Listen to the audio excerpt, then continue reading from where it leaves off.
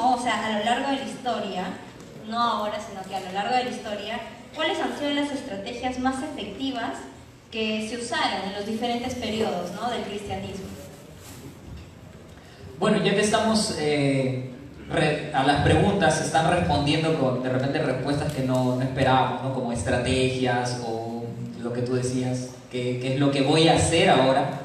Yo creo que a esta pregunta también, algo que quizá hemos hecho mucha referencia o hablamos mucho, pero seamos sinceros, por lo menos yo tengo que ser sincero conmigo mismo, no le hemos dado la relevancia que tiene, y es el empoderamiento que el Espíritu Santo trae para la iglesia, para los cristianos, para aquellos que han sido llamados a evangelizar, a compartir las buenas nuevas. No podemos separar, no hay por qué hacerlo, porque no lo vemos en la historia también, en la que la evangelización y el éxito de la evangelización ha estado separado de un empoderamiento sobrenatural, ¿no?, del Espíritu Santo. Lo vemos en Hechos, ¿no? Realmente sorprendente como en un capítulo, en los primeros capítulos encuentras a los discípulos de Jesús realmente desesperanzados, acobardados, ¿por qué no decirlo?, escondiéndose,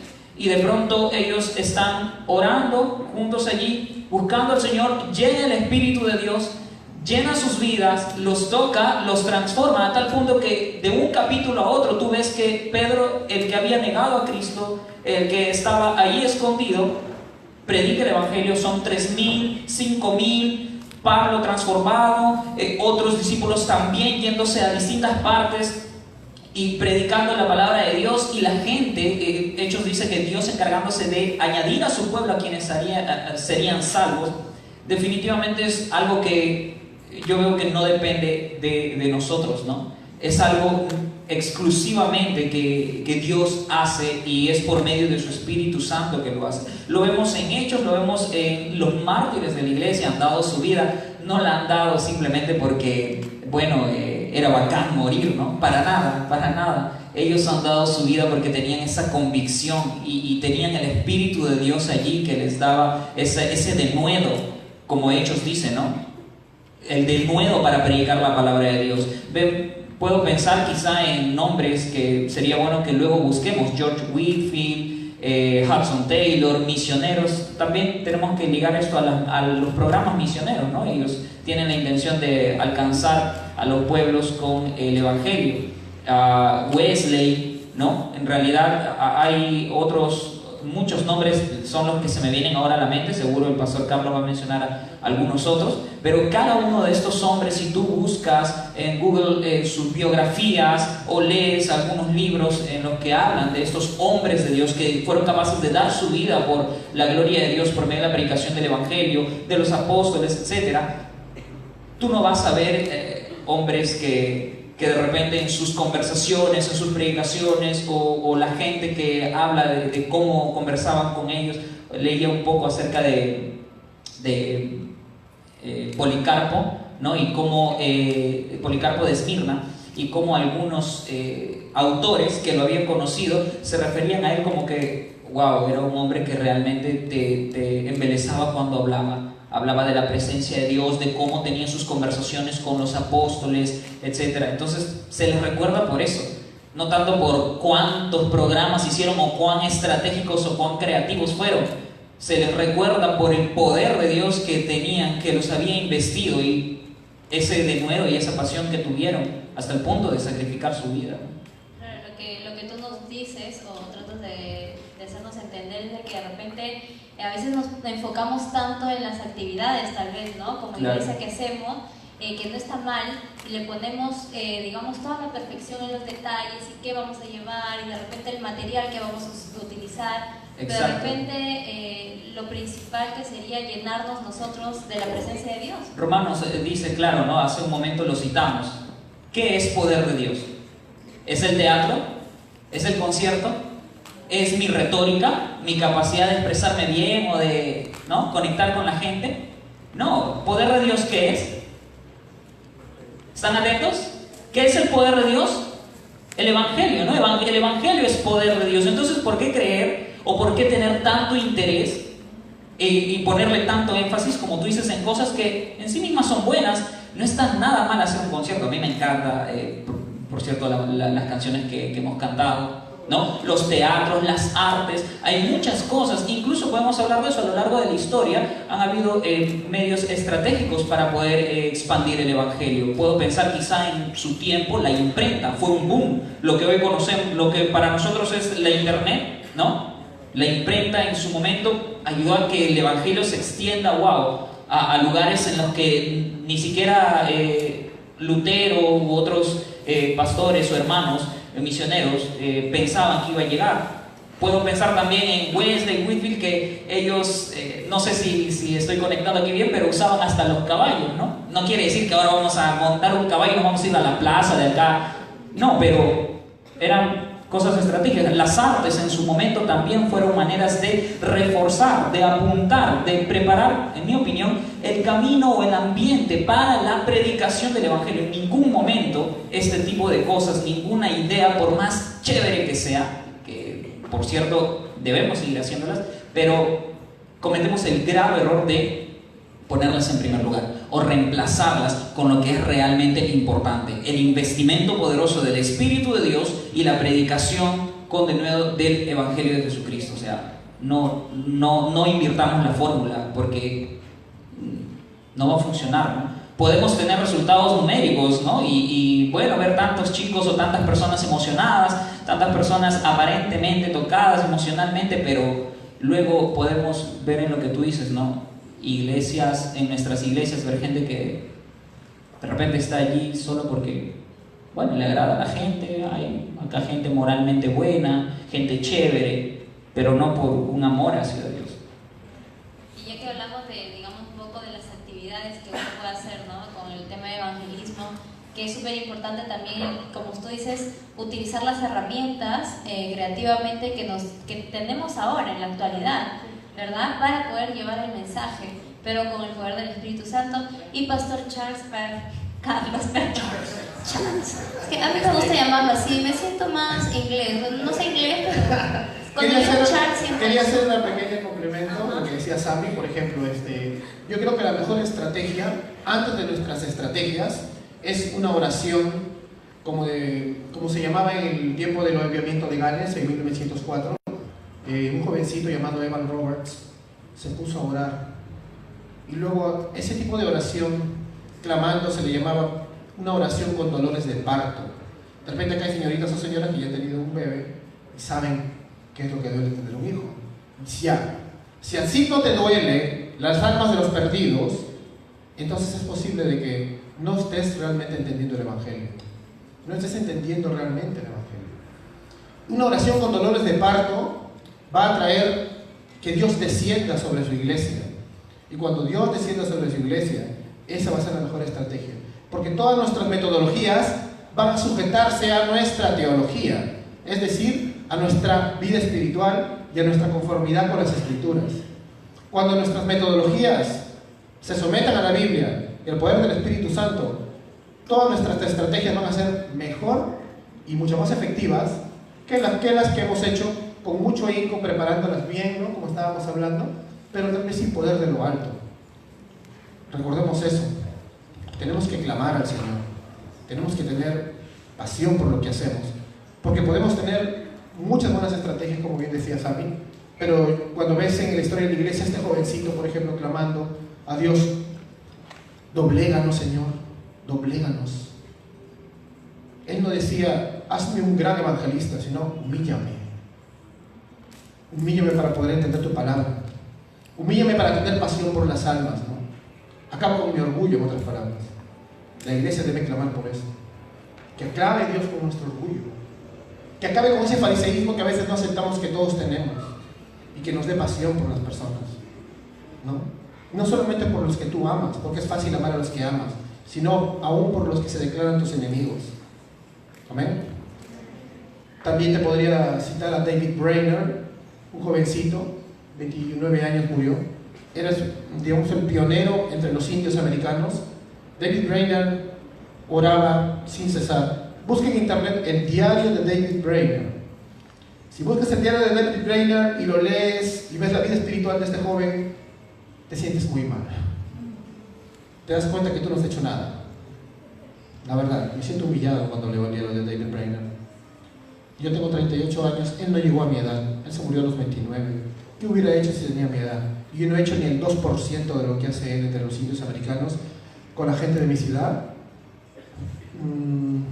Muchos jovencitos están acá, no desperdicies tu vida. Es el momento en el que debes clamar, ¿no? Señor, quiero ser un siervo para tu gloria. Quiero realmente proclamar el Evangelio como es.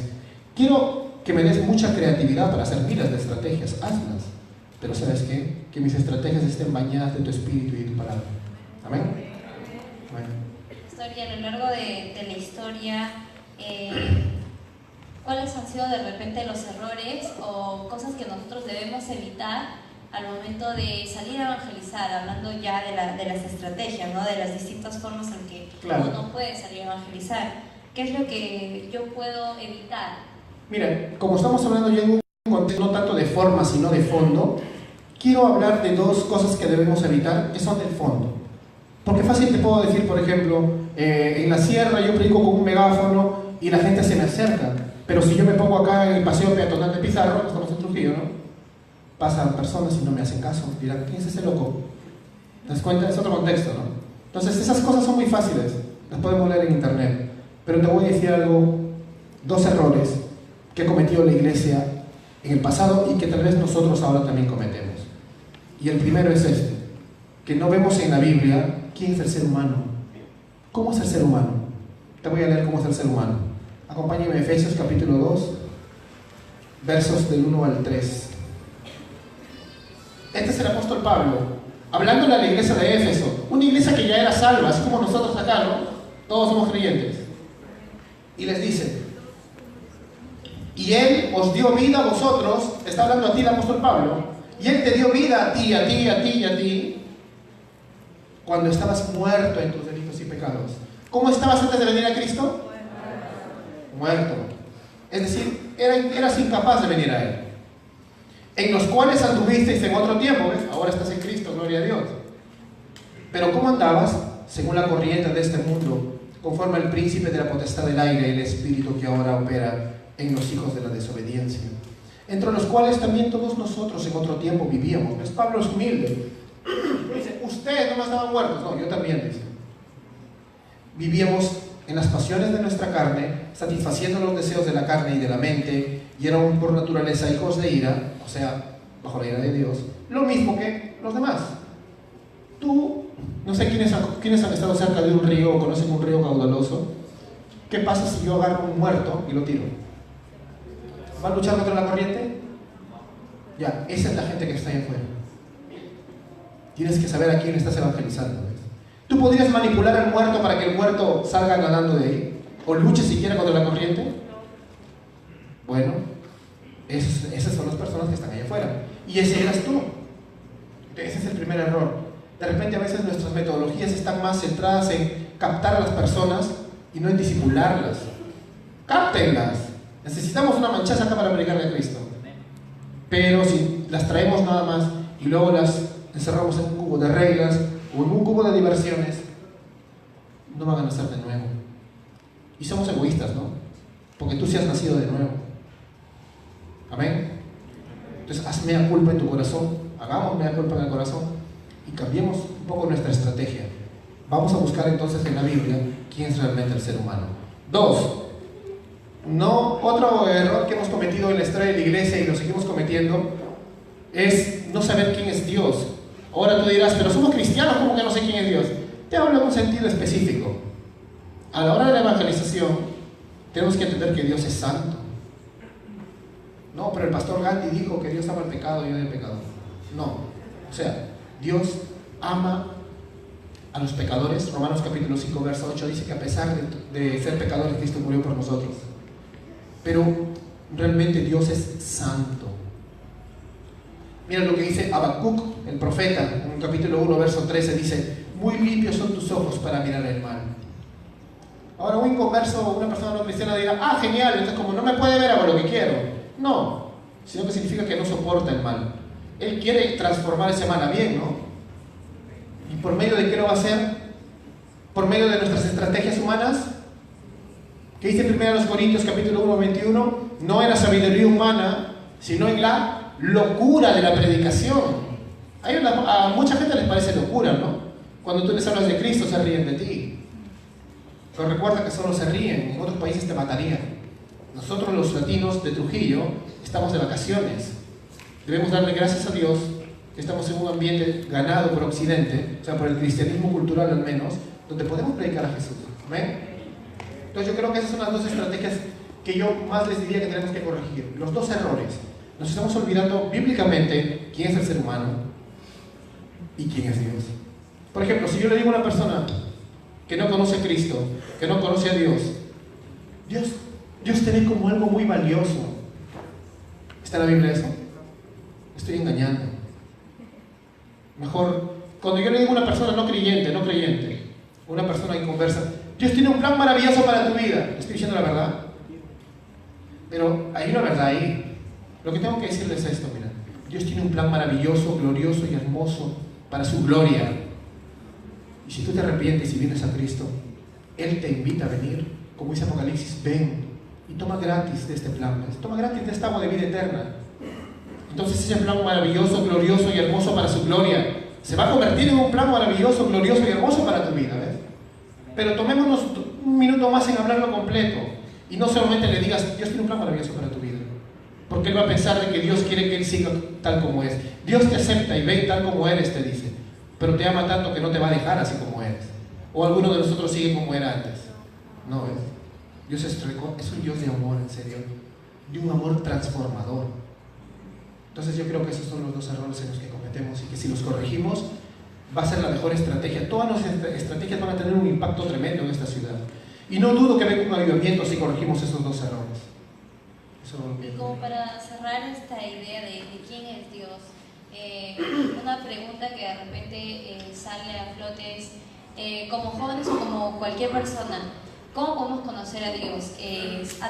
¿Solamente a través de la palabra o también tiene que ser una experiencia viva? O sea, en el día a día, ¿podemos separar eso? ¿Podemos separar, tú solo puedes conocer a Dios a través de la Biblia? ¿O no, tú solo puedes conocer a Dios viviéndolo o experimentando cosas con Él? Claro.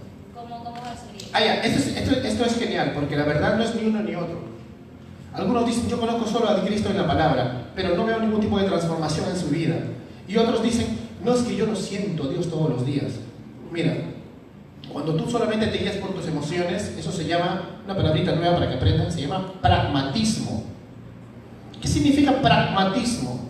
Es cuando yo digo, por ejemplo, si me gusta, es de Dios. Si no lo siento, no es de Dios. Si no me gusta, no es de Dios. No. Primero que nosotros no podemos imaginarnos que Dios es amor. Tenemos que leer en la Biblia cómo a Él le ha placido revelarse cómo es que Dios es amor. Dios es justo, Dios es santo, Dios es omnipresente, Dios es omnisciente. ¿Y cómo lo vamos a conocer? En la Biblia. Pero te digo que la Biblia es Dios hablándote. Y si tú tienes una experiencia cercana con la Escritura todos los días, no hay nada más espiritual que eso. No hay nada más trascendental que estar en las Escrituras. Si de verdad en oración y ayuno tú te arrodillas delante de Dios y clamas esta palabra, es palabra viva. Es una letra viva. Y eso va a transformar tu vida. Te lo digo, ¿no? Porque ha transformado la mía y acá todos pueden decir amén, porque todos han sido transformados, ¿o no? Amén. Todos tenemos altibajos, recuerda. A veces somos un poco menos Biblia, más sentimientos. A veces somos un poco más Biblia, menos sentimientos. Pidémosle a Dios dominio propio, como dice Gálatas en el capítulo 5, que es uno de los atributos del fruto del Espíritu, ¿no? Y volvamos a las Escrituras, pero de una forma espiritual. Dios no quiere que seas solo académico, pero tampoco quiere que seas un emocional.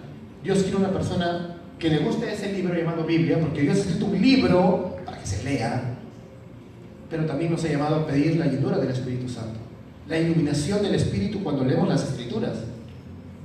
No hay ni uno sin otro, entonces. Y Sammy, para ti que estás muy callado ya. Sí, es que mucho roche ya con la camisa, me voy por allá, que Sammy tu camisa. Perdón, Sammy, pero no voy a dejar pasar por alto eso. Para ti, Sammy, ahora en pleno siglo XXI, ¿cómo podemos alcanzar a una sociedad secularizada, ¿no? ¿Cómo podemos alcanzar a esas personas que tal vez no quieren saber nada con la palabra de Dios? Porque pasa también que de repente, yo creo que todos los trujillanos han escuchado al menos una vez en su vida, Dios te ama, de alguien en la plaza de armas o no sé. Lo han leído atrás del micro, la calcomanía. La calcomanía, entonces yo creo que cómo poder llegar a ellos en el evangelismo, ¿no? Buena pregunta. Yo creo que es importante, como lo mencioné hace un momento, hoy en día más que nunca, hablemos de nuestra ciudad, de Trujillo nada más, nuestro país. Hoy estamos viendo cuántas mentiras están proliferando, ¿verdad?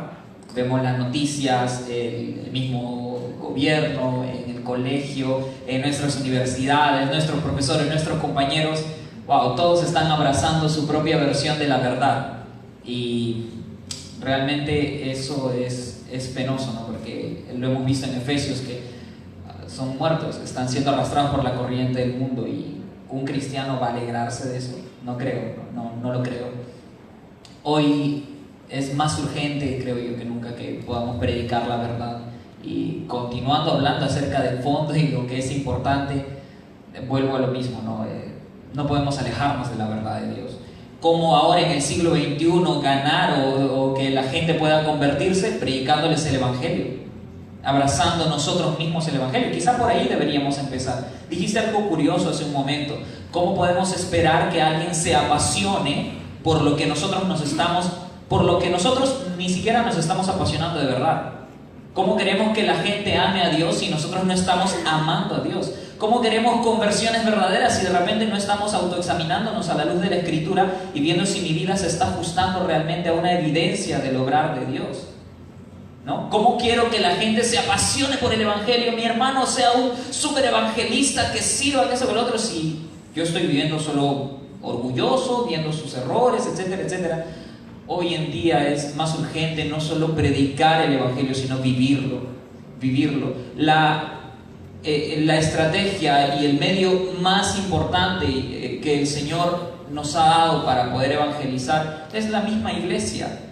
Esto de evangelizar, de la evangelización, no concierne solamente a ciertos hermanos que tienen el deseo o la capacidad, ¿no? Muchos se dicen, no, la evangelización es solo para los extrovertidos, para los que tienen ahí dominio de palabra, los que eso, que lo otro. No. La iglesia misma debe encargarse nuestras iglesias debemos encargarnos de crear una cultura del evangelio, una cultura de evangelización.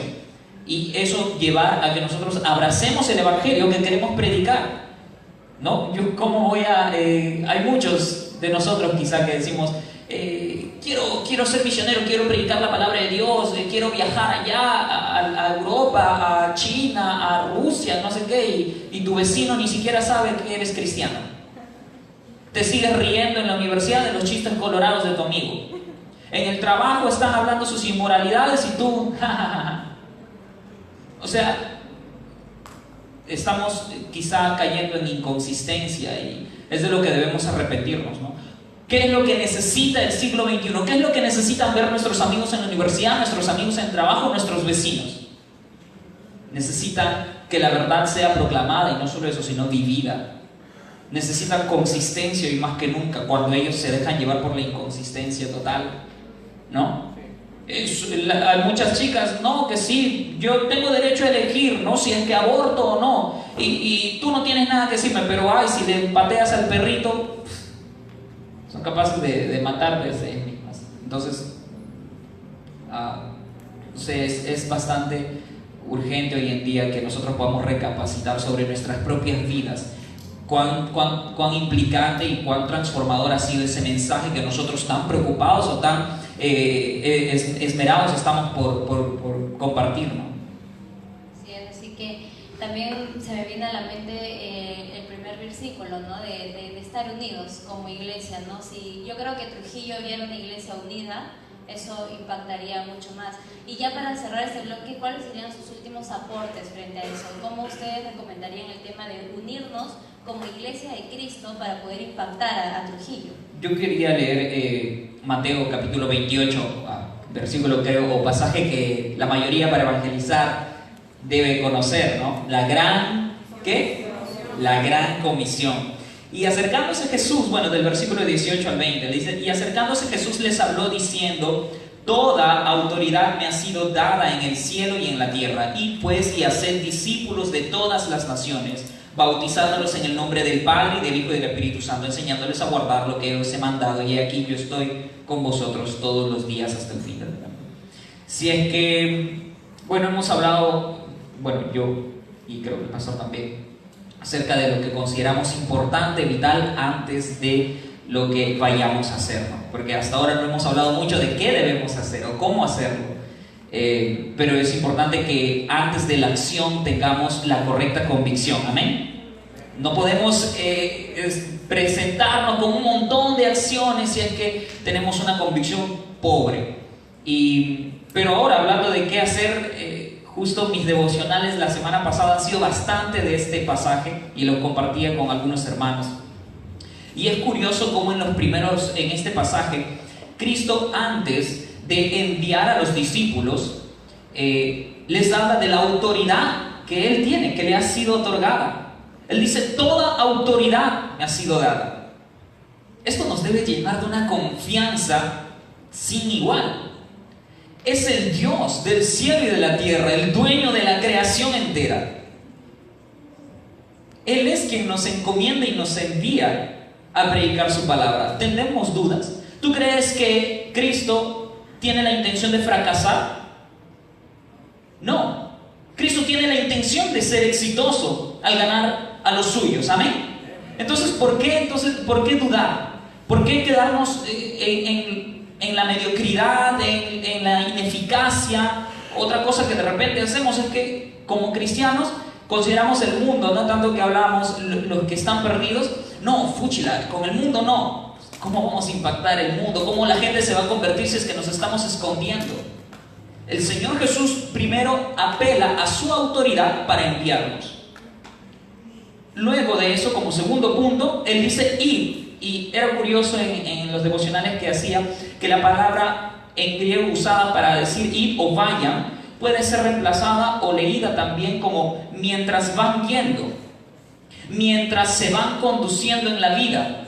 Entonces es curioso que nosotros pensamos mucho en la evangelización o en nuestros programas misioneros siempre como hay que programarlo para salir, un viaje, ir, no, se necesita preparación y tanto que el otro, pero es mientras nosotros vamos viviendo nuestro cristianismo, es allí donde el Señor te ha puesto, donde el Señor me lleva en mi universidad, en mi barrio, en mi trabajo, con las personas con las que normalmente me relaciono. Es allí donde mi labor de compartir el Evangelio debe ir floreciendo naturalmente. Y esto ya cancela a todos aquellos que dicen, ¿no? Que no, es que la evangelización es solamente para el ministerio de evangelización. Perdón, no.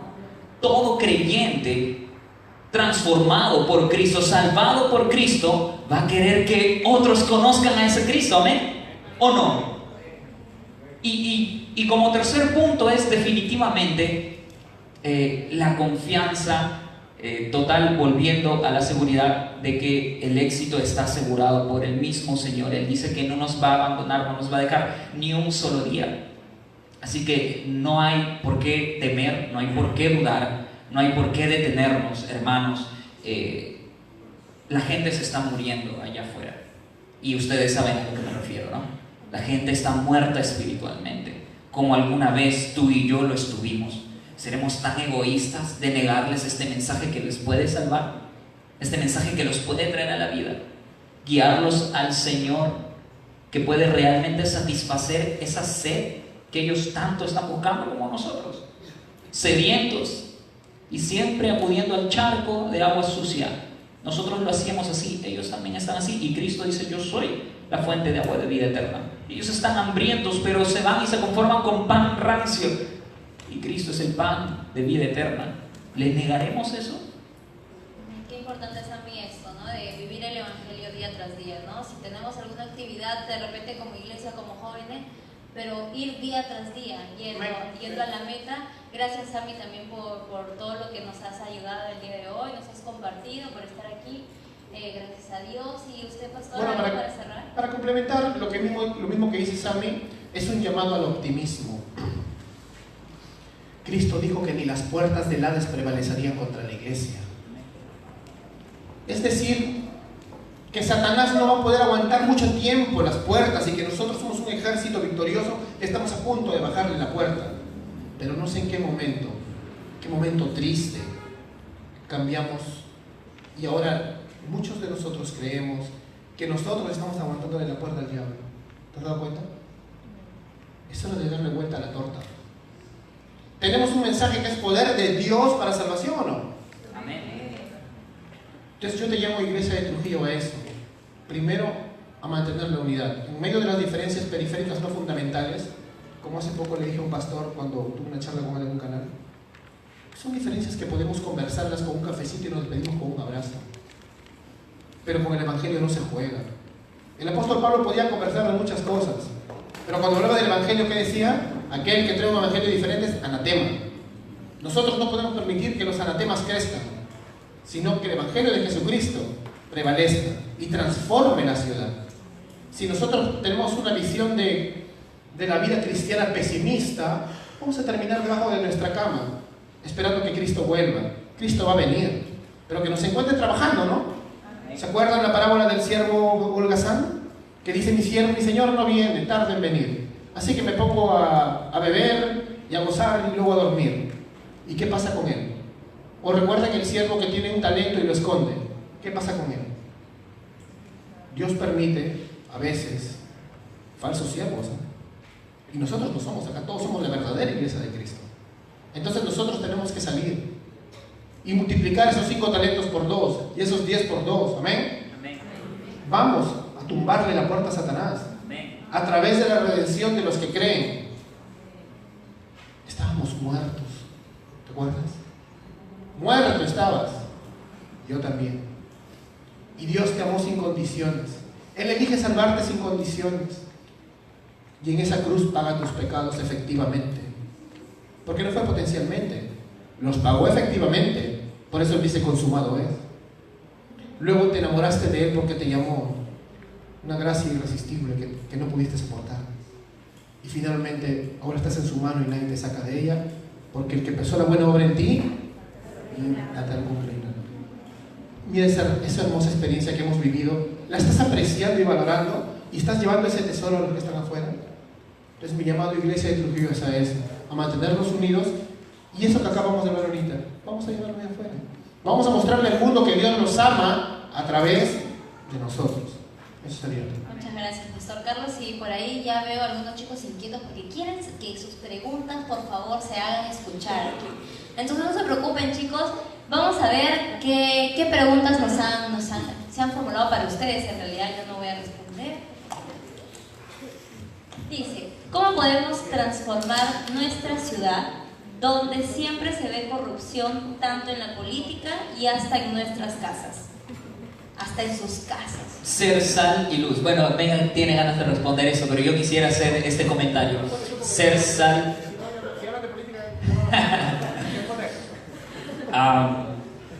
¿Para qué sirve la sal, no? ¿Cuál era la intención de que en los evangelios se registre esta analogía de la sal? Normalmente se usaba para preservar la comida. ¿Cuántos aquí han comido cecina de la selva? Yo soy de la selva, es exquisito, ¿sí o no? Bueno, preserva la carne. ¿Cuántos de nosotros, al recordar el llamado de ser sal allí donde estamos siendo esos preservantes de la injusticia? Sin ir de repente notando, bueno, obviamente la política tiene esa fama de ser corrupta, sucia, etc. Pero como bien lo dijo el pastor en una entrevista, ¿cómo esperamos que la política deje de tener gente corrupta si es que nosotros los cristianos no estamos dentro de ella siendo agentes de transformación? Y quizá los ha habido y lamentablemente han sido tristes los casos. No sé si lo recordarán, pero es triste. Luz, también. ¿Estamos brillando con la luz de Cristo allí donde estamos? Yo creo que esas dos analogías para mí son muy poderosas para poder entender las implicancias en casa, en la política, donde sea que estemos, en la situación en la que estemos, en el contexto en el que seamos puestos. Ser agentes de detenimiento de la corrupción, de la putrefacción, como sal, ¿verdad? Prevenirla. O delante de ti empiezan a hacer las coimas, los documentos falsos y tú no dices nada y participas. Hay que pensarlo, ¿no? Y bueno, comenta algo porque tú eres más... No quiero hacer. Bueno, voy a hacer resumido porque el tema de la política a mí me gusta mucho, pero al margen de todo eso, yo creo que nosotros tenemos que ser, como dice Sammy, agentes de influencia. Algunos dicen, no metas a tu hijo en Bellas Artes porque está lleno de tales personas pecadores. Claro, si los cristianos no estamos ahí y la cosmovisión anticristiana de este mundo está dominando esta área, esta esfera, ¿cómo no quieres que entonces las artes estén corruptas? Que los medios de comunicación estén corruptos. ¿Cómo no quieres que la política esté corrupta? Recuerda que la política somos todos. Hay una frasecita que escucho muchos evangélicos y que es la frase que nos destruye, que nos impide ser parte de la transformación de la ciudad, de la construcción de la ciudad de Dios, de la civilización de Dios, y es esta: yo odio la política, a mí no me gusta. Yo también decía eso, y lo dije muchas veces, a pesar que sí me gustaba, pero no sé, ¿quién me metió ese cliché? Lo volví evangélico, cambié mi chip, luego lo volví a traer acá. Si nosotros, como creyentes, no tomamos decisiones políticas cuando tú vas a votar, es una decisión política, entonces estamos fritos. Un creyente que no se documenta en política y economía, no te digo que seas político o que seas economista, pero documéntate. Demostrémosle a esos lobbies que nos atacan de ignorantes que nosotros somos mucho mejores preparados que ellos. Que tenemos el Espíritu Santo para discernir las cosas de este mundo, ¿no? Entonces hagámoslo, pues. Yo creo que de esa manera vamos a hacer sal y luz para transformar. Hablamos de Trujillo, para transformar nuestra ciudad, para empezar. Me gustaría que algún día digan de Trujillo, como decían tal vez de la Ginebra, de un gran teólogo del pasado, que Ginebra era una ciudad de Dios, ¿no? Un día digan que Trujillo es una ciudad de Dios. Así que ser luz y sal. Luz y sal. Bien, como dijo Sam. La siguiente pregunta es: ¿cómo evangelizar a un ateo o a un agnóstico sin iniciar una discusión? Muy interesante. Yo tengo muchos amigos ateos y agnósticos y mi evangelización dura años. ¿Por qué? Porque nosotros tenemos la idea de que la evangelización es: hola, toma, este es de mi iglesia, tómate una invitación. Y luego, bueno, de repente te preparaste muy bien, felicitaciones, y lo refutas y le ganas el debate al ateo. Ya, te creen William Lake Gray, no sé, algo así. Ya, te ganaste. Y nosotros no estamos para ganar un debate, estamos para ganar un alma. Por ejemplo, yo tengo 2, 3 amigos ateos, pero ateos verdaderos, ¿ah? No de esos chiquitos que entran a sindioses.com y hablan tonterías. Ateos, gente que realmente es inteligente. Y al menos ya no se ha convencido que ellos son cristianos culturales, porque ellos viven en una ciudad creada por Occidente, que es influenciada, como les dije, con 19 siglos de cristianismo. Y mis amigos ateos dicen, y aceptaron cuando les dije: ¿tú crees que está mal el adulterio? Porque son ateos morales, ¿eh? Sí. ¿Tú crees que está mal que tu empresa te roben tus trabajadores? No. ¿Está mal mentir? ¿Está mal robar? ¿Está mal adulterar? ¿De dónde saca esa moralidad? ¿De los bárbaros de Oriente? No. Lo sacó del cristianismo. Entonces le dije: aunque a ti no te guste, tú eres un cristiano cultural. Ahora falta mi otra fase, que es que Dios lo salve. Pero yo te recomendaría que seas amigo de tus amigos ateos. Que no te vean como un ignorante o un troglodita que solamente viene con una Biblia y lo quiere chancar en el cerebro. Y te lo digo, no por ofender de repente si tú has hecho eso, sino porque yo he sido ese troglodita también. ¿Ya? Por eso te lo digo. Ahora, me hiciste recordar aquí en la hojita, creo que se les han dado algunas cosas que de repente hemos mencionado y otras que no, pero de las 3 P de la evangelización, ¿no? La primera P que dice la evangelización de presencia, es decir, mostrarle a la persona a la que estás interesada en evangelizar la preocupación por sus necesidades. ¿Cuántos de nosotros nos estamos interesando realmente por la persona a la que queremos evangelizar que conozca a Cristo? ¿O solo lo estamos viendo como un prospecto, un proyecto de nuevo integrante o una silla llena en mi iglesia? No, qué frío que es pensar así, ¿no? hazte su amigo, conversa con él, ¿no? Realmente esto es importante porque la persona va a saber de que realmente se va a sentir importada, ¿no? E interesada por ti, y no que solamente estás con la intención de meterle tu religión, como dicen, ¿no? La segunda P es la de proclamación, que obviamente cuando tú tienes un lazo, una relación, una amistad, es mucho más fácil, ¿sí o no?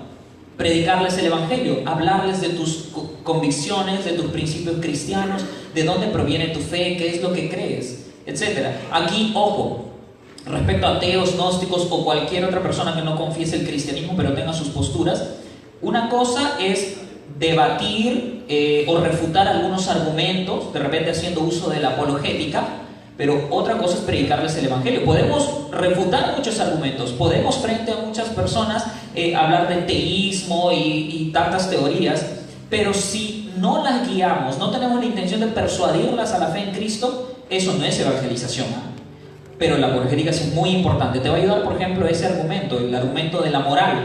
Es muy poderoso, como ya has visto y lo ha usado el pastor. Y así hay otras maneras de argumentar también o de hacer reflexionar a eso.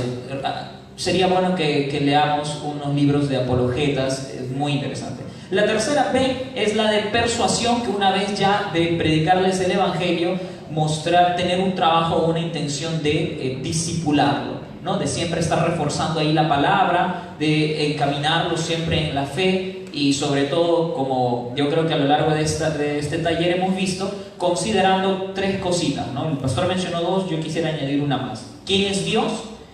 ¿Quién es el hombre? ¿Y por qué está en el estado en el que está? Y tercero, ¿qué ha hecho Dios para restituir o redimir todo esto, ¿no? Lo que el hombre ha caído? Y una de esas, al responder quién es Dios, es considerar que en su soberanía, como el pastor dice, bueno, yo le estoy predicando, es del Señor su conversión.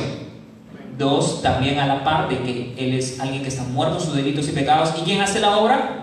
El Señor, nosotros no. Pero qué glorioso y qué felices nos sentimos de ser usados por su mano, amén.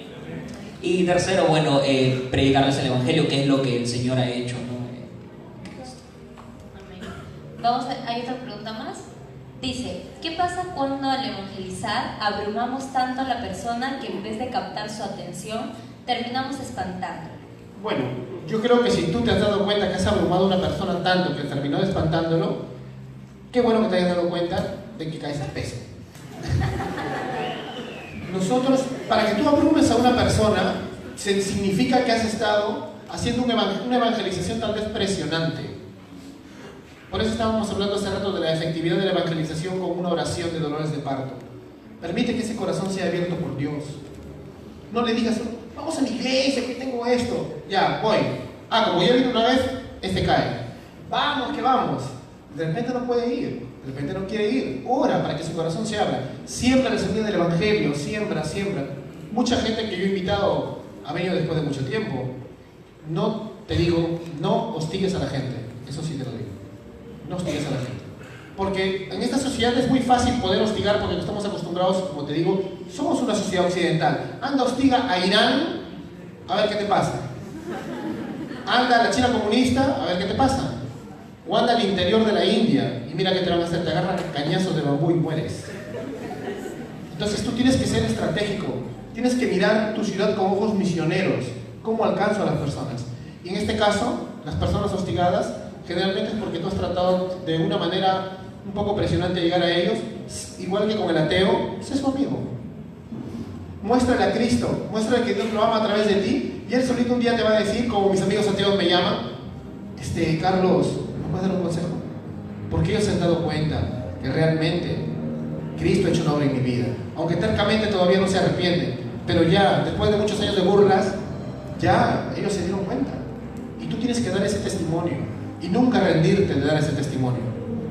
Entonces eso es mi consejo, ¿no? Porque yo comparto comparto una experiencia, no sé quién me ha preguntado, pero yo también llegué a hostigar a muchos amigos. Entonces, esa es mi recomendación. Así es. Hay algo que yo quisiera compartir y es rescatar lo que el pastor dice, ser estratégicos. Por ejemplo, para mí desde que empecé a trabajar, y obviamente he trabajado en lugares en los que he tenido gente siempre alrededor bastante, el primer paso que yo trataba de hacer es justamente ser su amigo y estar en las reuniones en las que mi trabajo hacía, por ejemplo, cenas de fin de mes o cenas de trabajo. Estar allí porque yo me iba con la intención de pedirle al supervisor o al jefe o a quien estaba a cargo la oración para bendecir la comida. Y en esa oración oraba por ellos, o previo daba unas palabras. Recuerdo que una vez para Navidad di unas palabras aprovechando Navidad, y luego el supervisor se me acercó y me dijo: Sammy, qué interesante porque empezaste, o me dijo, no sé cómo nos llevaste, pero ya captaste nuestra atención. Yo tan solo pensé, muy bien, hay que darle gracias a Dios, Él es quien nos da la vida, y mira cuán ingratos somos nosotros, tenemos que reconocer, somos ingratos, y mira el Señor cómo nos trata, nos bendice mucho, etc. Hablándole de su pecado, luego de la bondad de Dios, y luego Cristo. Fue tan sencillo ese esquema, y solo me fue fácil compartir el tiempo de la cena con ellos, ¿no? Y no lo primero de, hoy anda a mi iglesia, anda a mi iglesia, porque esa es la manera como normalmente se nos conoce, pues digamos, ¿no? Ay, siempre me invita a su iglesia, siempre. Pero invitar a la iglesia no es evangelizar, pues. Claro. Agradecemos también a los organizadores que nos han traído música en vivo de fondo. Yeah. Ya, gracias, de verdad se pasaron. Vamos con la última pregunta, ¿sí? Vamos. Si alguien recién convertido al cristianismo quiere evangelizar, pero no conoce aún la Biblia o el Evangelio, ¿debe esperar a conocer para compartir o para poder empezar a evangelizar? En la Biblia hay un hombre que estaba endemoniado. Tenía tanta fuerza para romper cadenas. Estaba loco, endemoniado, viviendo entre las tumbas, y Cristo lo salva. Y luego le dice: ve y cuenta lo que yo he hecho por ti, lo que Dios ha hecho por ti. No le dijo: anda y primero léete la Torá, ¿no? De hecho, que después va a aprender de la Biblia. Pero cuando tú fuiste salvo, en ese momento sabías doctrina, sabías algo. Lo único que tienes es esa experiencia de conversión. Sal y predícale a la gente: Cristo murió por ti. Mira lo que Dios ha hecho en mi vida. Yo no creo que deba esperar, pero tampoco significa que no lo vamos a preparar. Por eso las iglesias debemos discipular. Pero yo creo que una persona que es recién convertida y aún no tiene muchos conocimientos de doctrina cristiana, pero tiene lo suficiente, el mensaje que lo salvó, ¿no? Y ese mensaje que te salvó es lo que vas a predicar. Lo demás ya vendrá pronto con el discipulado, ¿no? Por eso Sí. ir a ser discípulos en A todas las naciones. Epafras escuchó el Evangelio, fue a Colosas y se plantó en la iglesia de Colosas. No dijo: bueno, tengo que pasar los cursos primero en la iglesia de Antioquía, todavía no puedo ir. No. Epafras fue a Colosas y se plantó en la iglesia de Colosas. Entonces, yo te recomiendo que animes a los nuevos convertidos a proclamar su fe en la universidad, en tu trabajo, en el colegio, donde sea. Listo, vamos con la última pregunta ya. Dice: ¿puede dar un ejemplo claro y fácil de cómo deberíamos evangelizar bíblicamente? De repente lo teatraliza. Sí, no sé, quizá he hablado hace un poco, por ejemplo, hace un momento, para participar, bueno, para predicar o evangelizar bíblicamente es predicar el evangelio bíblico, así de sencillo. Quizá no hemos hablado, bueno, no es así de sencillo, pero a la vez sí. Quizá no hemos hablado tanto de formas, pero a mí se me ha quedado esta semana por lo menos lo que les expliqué hace un momento, mientras van yendo, mientras se van conduciendo, en nuestro diario vivir. Allí donde estás es el lugar en el que Dios te ha puesto, y es el lugar y el momento correcto. Respóndete: ¿vas a ser usado? ¿Vas a aceptar el privilegio de ser usado por Dios allí donde estás? ¿O no? ¿No? El Evangelio, abraza el Evangelio para que sea bíblico, el Evangelio bíblico, pero después las maneras, las formas, mientras no sean obviamente, mientras no atenten directamente en realidad con los principios o la moralidad bíblica, que creo que no hay ninguna intención de nosotros en eso, pero no sé qué puedes decir. Esta pregunta es bien clara, pero también hay que entender algo. A ver, todos acá, ¿siempre son las mismas circunstancias las que se presentan para evangelizar? No. Tienes que ser estratégico y madurar para aprender cómo darle vuelta a muchas charlas. Por ejemplo, yo he evangelizado dándole vuelta a charlas de los Simpsons, dándole vuelta a charlas de gente que habla de inmoralidades, con Goku. He he evangelizado dándole vuelta a varias charlas, ¿no? Entre mis amigos o gente que el taxista, que me habla cosas así raras a veces, entonces yo le doy vuelta, pero siempre trato de voltearle el camino a Cristo. Generalmente aplico algo que es general, que es en ese momento de evangelización rápida, porque no tengo ni mi Biblia, a veces estoy con otras cosas. Le digo, no necesito convencerte o leerte 20 versículos entre Deuteronomio y Números para que tú sepas que has roto la ley de Dios. ¿Tú crees en Dios? Sí, te dicen. Bueno, tú sabes que has buscado deleites y felicidad en otras fuentes que no es tu creador. Y tú también sabes que si ahorita ponemos una pantalla acá, todo lo que tú has hecho desde que tenías 11 años, pongamos, hasta ahorita, sales corriendo de la vergüenza. Yo también. ¿Te das cuenta? Todos somos pecadores, hemos roto la ley de Dios. ¿Cómo te consideras si en este momento cae un meteorito y nos mata a todos y hay un juicio justo? Y Dios es justo, y Dios es bueno. Y en Proverbios 17:15 dice que Dios no ama la injusticia, que Dios aborrece al que libera al injusto. ¿Tú crees que Dios te va a liberar? Así. Entonces la persona te dice, no me queda otra que darme cuenta, pues, estoy perdido. Pero Dios es amor también. Y ahí le comienzo a predicar del amor de Jesús. No sin antes hablarle de su pecado. No me demoro mucho, ¿ves? Acabo de hablar 20 segundos. Y eso le puedes hablar al taxista, al chico del parque, a tu pata de la cafetería, en la universidad, en el colegio, ¿ves? Simplemente hacerle ver con algo que Dios nos ha dado, como dice Romanos, que se llama conciencia. Todos tenemos en nuestra conciencia. Y por eso serán juzgados los hombres. Algunos me preguntan, oye, pero los incas, ya pues Tupac Yupanqui se va a parar delante del Señor. A mí no me puedes juzgar porque nadie me predicó. Y Dios le va a decir, Amasúa, Maqueya, Mayuya, al infierno. En su conciencia tenía la ley escrita en sus corazones, como dice Romanos. Y él la rompió a propósito. ¿Te das cuenta? Ya, iguales son tus partes de la universidad. Y mejor porque ellos tienen una cultura cristianizada, donde ya saben la ley de Dios, al menos por cultura. ¿Qué esperamos? Nosotros estamos en una ciudad para predicar mucho más fácil que predicarle a una cultura extranjera. Para nosotros el día del juicio no habrá excusa. ¿Qué hemos hecho con el mensaje del Evangelio? Es muy práctico, ¿ves? Hay que predicar, no hay que limitarnos. Muchas gracias, Pastor Carlos. Bueno, ya esto ha sido todas las preguntas que han habido. Obviamente queremos agradecer a Dios por haber permitido que podamos reunirnos para poder entender un poco más qué es el Evangelio antes de poder salir y evangelizar tal vez. De verdad ha sido muy interesante, me ha ayudado mucho a mí y creo que a todos aquí presentes nos ha ayudado a entender un poco más dónde estamos parados en realidad. Y quiero agradecer también a la Iglesia Vida Amor que nos ha dado el local para poder hacer este lindo evento. Gracias a Pastor Carlos. Agradecer también a Iglesias Unidas, ¿no? Que es un colectivo que en realidad trata de hacer esto, de unificar a las iglesias con un mismo mensaje que es Cristo Jesús, y creo que eso nos va a unir a todos, que Cristo vino y murió por iniciativa. nosotros. Así es, así que muchas gracias por haber asistido, pero no se vayan sin antes sortear el libro, que lo tengo aquí. Si se va, me lo llevo yo, no hay problema. Vamos, ahí está. Justamente el libro se llama La Evangelización, como para que complemente este taller.